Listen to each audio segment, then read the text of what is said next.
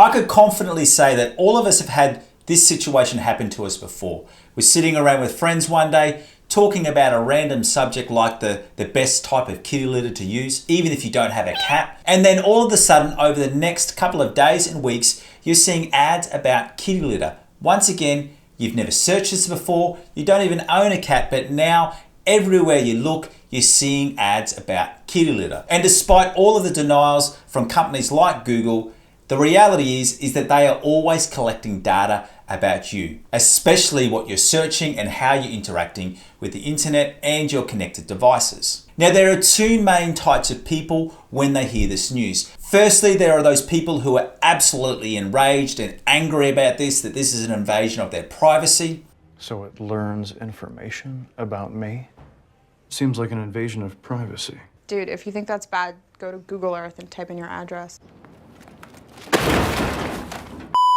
Or then there's the second group of people, which is more like me, that you just really don't care. And my view on this is that unless you're an undercover agent, a spy, or going out there and actively doing something illegal, who really cares if someone is monitoring your search history? Now, that's not a discussion that I want to get into today, so please don't bombard my comment section with different theories. Because one of the advantages that I do see in this type of activity being undertaken is that I kind of like the fact that if I'm talking about something, or that if I do a search for something, then I can't remember what I was searching for, I no doubt see some ads when I'm doing just a normal web browse over the coming days and weeks, which would then jog my memory to purchase that product that I actually need or that service that I'm interested in trying out. So in this video, I want to take you through what Google actually knows about you, but more importantly, how you can use this information and incorporate it in your Google Ads campaigns so that you can increase the profit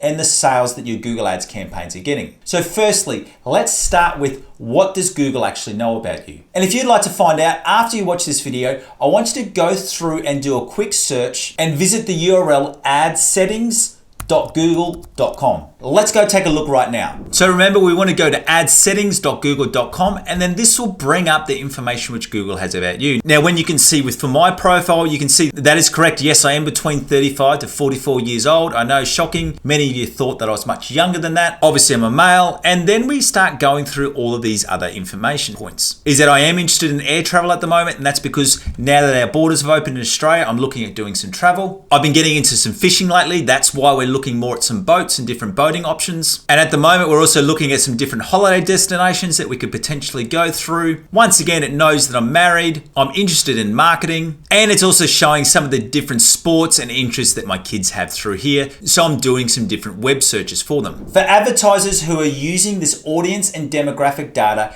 correctly in their campaigns, it allows you to add another level to your marketing. Because one of the big misunderstandings with Google Ads is that many people are still stuck believing that with your Google Ads campaigns, you can only target people by keywords. And yes, it is true that Google Ads was built upon keyword searches. But throughout the years, Google has added more and more data points like the ones I just showed you in that ad settings site, so that you can now also target people not only by keywords, but also by audiences, their demographics, and their locations. And this is what I want to take you through right now. How can you as a business use this audience and demographic data to better optimize and target your Google search, shopping, and display campaigns? And right now, I'm going to take you through a screen share showing you how I use audiences in these three different types of campaigns. Now, I will give a little warning, this will be a longer screen share, but it's going to be so valuable, especially when we start putting it all together at the end. So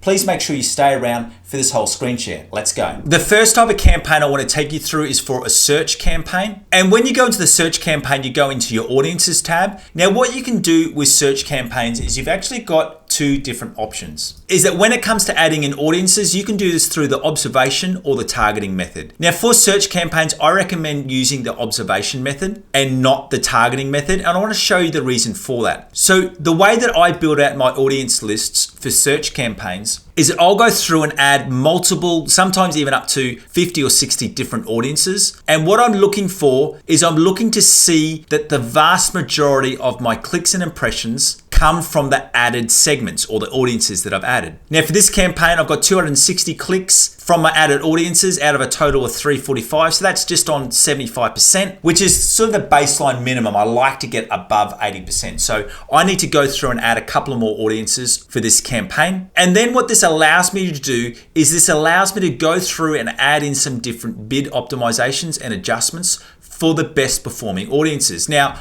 I do have smart bidding on this campaign, and many people do ask that if you've got smart bidding, why do you worry about doing this? And I've just found that I've always gotten better results by manually pushing in these bid adjustments. It further increases the performance of my campaign. I've found with smart bidding, like maximize conversions, in that's worked really, really well around getting my bid amounts right, so the cost per click, and also increasing the budget when we see different periods of the day or days of the week when we're getting more search volume. And what I continue to do is I go through and add in some different bid adjustments, so increasing the bid adjustment. If I see that I'm getting a good cost per conversion, where I'm getting the cost per conversion which is at least meeting the campaign average or better than the campaign average, and while I've also got a search impression share which is well below 60%. And the reason for why I set 60% as the marker is because I've found that once we get above about 60 to 65% of that search impression share, the data just isn't as accurate. So what I go through and do is I add in the bid adjustments to increase the bidding on those different audiences. Now, if I ever get the situation, and this isn't the case in this account, where you're seeing a high level of cost, so a really high level of cost with no conversions, what I will do is I'll remove that audience from this added group, and then I go through and add it as an exclusion. And then what that does is it stops Google from showing my ads to people within that audience group. And another option that you do have with search campaigns is you also get this data into the demographic level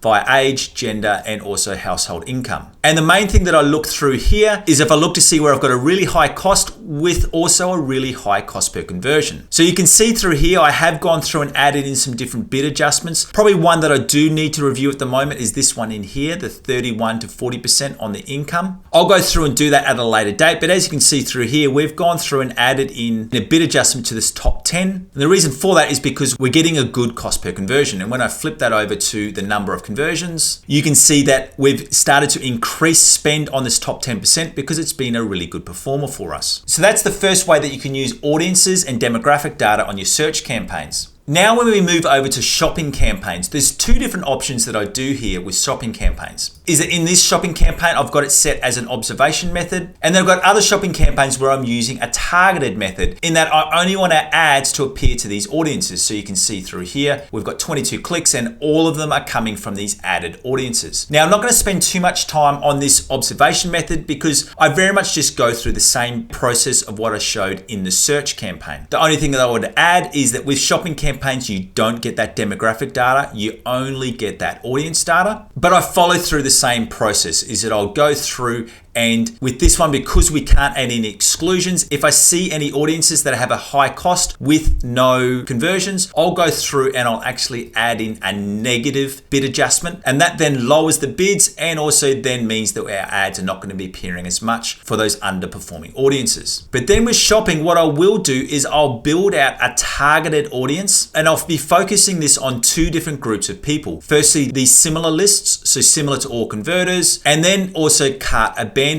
So this allows me to retarget my shopping ads to people who are similar to people who have converted or to people who have gone through, added our products to their cart and then abandoned the purchase at the last minute. And I find this to be a really successful way to use those audience and the demographic data that Google has collected, and you're using your shopping campaign as a remarketing campaign in that manner. And then finally, for my display campaigns, when I set up a display campaign, I will segment this campaign into 4 different ad groups based on audiences. So unlike in a search campaign where you'll build out your different ad groups based on keywords, with display campaigns, I build out my different ad groups based on audiences. And what I'll generally start with is I'll start with a similar audience. So once again, that's targeting those audiences which are similar to my current users, so my cart converters or my converters. I'll also generate another ad group around my affinity targeting. So this is Google Audience set around these broad match ones. So for example, like running and walking. If you're selling some walking shoes or running shoes, you would target audiences around running and walking and health and fitness. And then I'll also set up those converters and those cart abandoners and then those remarketing audiences. And the reason for why I set this up like this is because by setting this into different ad groups rather than just having it all in one big ad group is I'm able to pause these different groups of audiences which are not converting. So you can see with this display campaign, our affinity and our similar audiences were converting really well at about 0.5%, which is good for a display campaign. And I was happy with this conversion data, but these other ones weren't converting. And a lot of the reason for that is we're getting more success with our shopping remarketing campaign. And that's how I go through and use the audience and demographic data that Google collects so that I can increase the performance on my Google search, shopping, and display campaigns. And now that you know the type of data that Google has on you and also your customers